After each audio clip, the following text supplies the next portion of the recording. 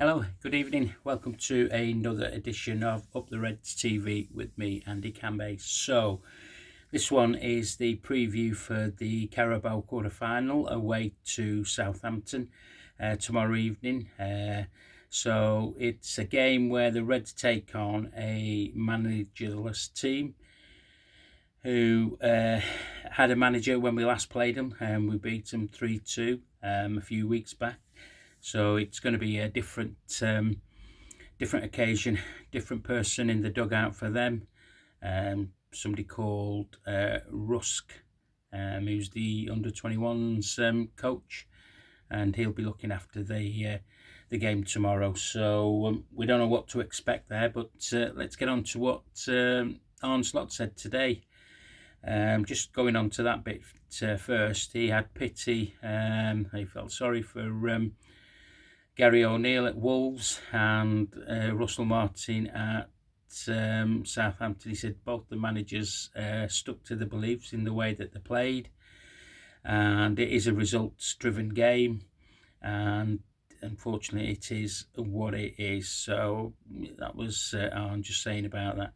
Now, Arne is suspended from the dugout for this game, but he can make the effort before the game, at half-time, and obviously at the end of the game. So he's going to be there. He'll probably be in the stands watching it. Well, no doubt he will be in the stands watching it. And he will have an influence on that, because he's picked up 3 yellow cards from the sidelines this season, which gives him that suspension. Obviously, after this game, he's clear again, unless he picks up another 3. So, yeah, so it'll be a difficult game. The reason I say that is that we have no idea what style of formation Southampton are going to play. Apparently, they changed it to a back 4 to a back 5.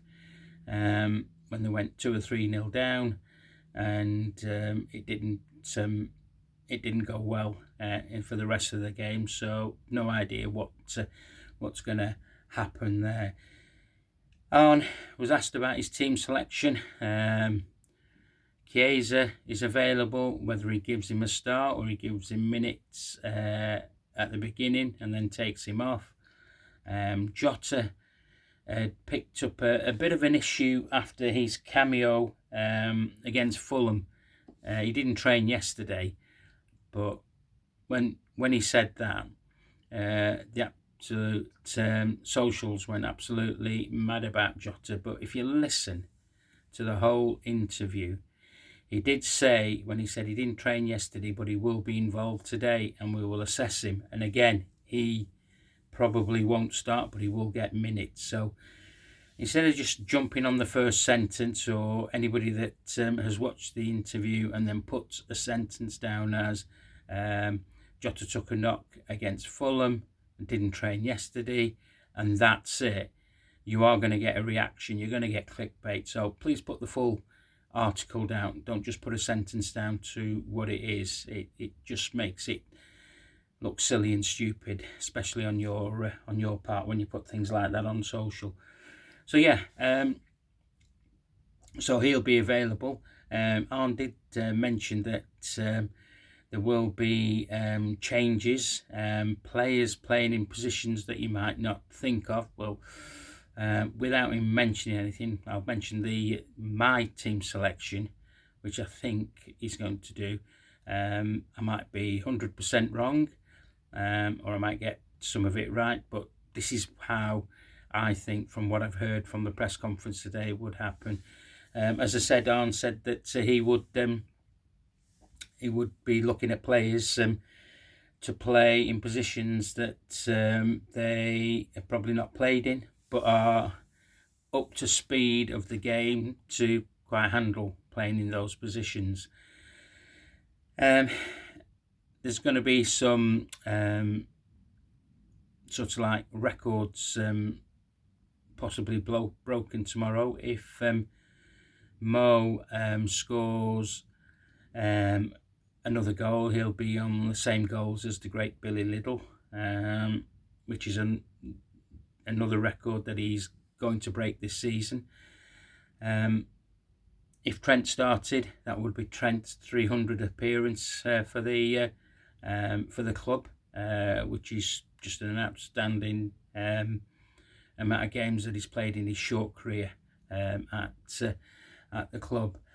There are other things that will persuade in his decision on who starts and who finishes the game, because we've got a big game against Tottenham away in 4 days' time, and that is massive. It really is a massive game.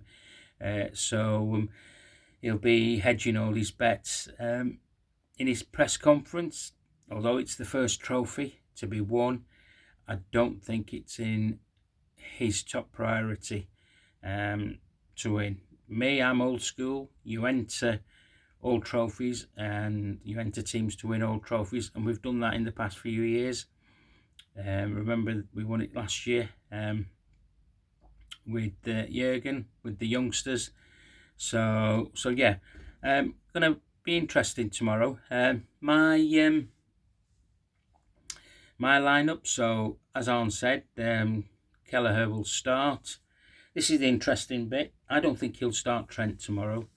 I think he will go with Curtis Jones at right back. He took him off quite early against Fulham. He might have had that in the back of his mind. Thing is, I would have Joey Gomez and Virgil at as the back two pairing. I'd have Jarell Quansah on the bench, and he can come on in the second half if need be. Left back's a bit of a sticky conundrum. There is a young lad called James Norris. He's naturally left-footed, 21 years old. He's been around the club a while. He's been out on loan as well, and he has been training with the first team. So obviously Simicast is back training, and with no Ibu on the injury front, and still no Conor Bradley. So that probably be two changes at the back that would probably see. Or he might go Quansah, Virgil and Joey go left back. And then midfield's interesting. A lot of talk about Endo, maybe getting a start in there. Endo, Maka and Slobosly. Or my preferred option would be Gravenberch, Maka and Slobosly to start the game. And then if we're progressing well and we're handling the game well, get them off and get the substitutes on. Up front, I'd start with Mo on the right, Diaz through the middle and Gakpo on the left-hand side. Gakpo on the left-hand side is, for me, he scored 4 goals in 2 of the games, and the cup games, sorry. So he's in a bit of a rich vein of form in this competition. So I would start with him. Luis Diaz, he can drop into the middle, help out the midfielders, and then obviously, hopefully try and get a goal or 2. And then obviously I said about Mo being on the right hand side. But then again, he could play Harvey Elliott in Mo's position. He's talked about Chiesa in his press conference today, saying he needs minutes now. This would be an ideal game, whether he starts the game or he comes on and gets a few minutes. I think the same with Jota as well. And obviously we've got Nunes. He says he can only use 5 subs. So if I'm looking at the bench, Trent, Elliott, Jota, Chiesa, Nunes, I mean, Dan's might go and Jota not go if he's not any good there. Traore, there's going to be Morton, young James McConnell. So there's lots of options on and off the bench. So we'll just have to see who he starts off with. As I say, Southampton, it's a free hit for them, aren't it? In front of home, they've got a new gaffer for the game. You know, as a footballer, you can't be in the doldrums too long because there's always a game round the corner. So I think it'll be a tough game for us. There's obviously some tough teams left in the competition, and I saw somewhere today that if we get through, we will either play Tottenham or Man United, is it? If that's the case, that could be home and away game. So we'll just have to wait and see. We have to progress through this game first. Okay, that's enough from me today. I will give you a post-match tomorrow after the game has finished, and one way or the other we'll either progress or we get knocked out. Am I going to be too concerned? It's the performance I'm looking for. That's the most important thing for me in tomorrow's game. Let's see if we can get this one over the line and then just put it to bed until the new year. Okay, if you like this video, please give me a like, please share it, and please subscribe to the channel. It is free and it's all things Liverpool. Okay, you've been watching Up the Reds TV with me, Andy Canby. Up the Reds.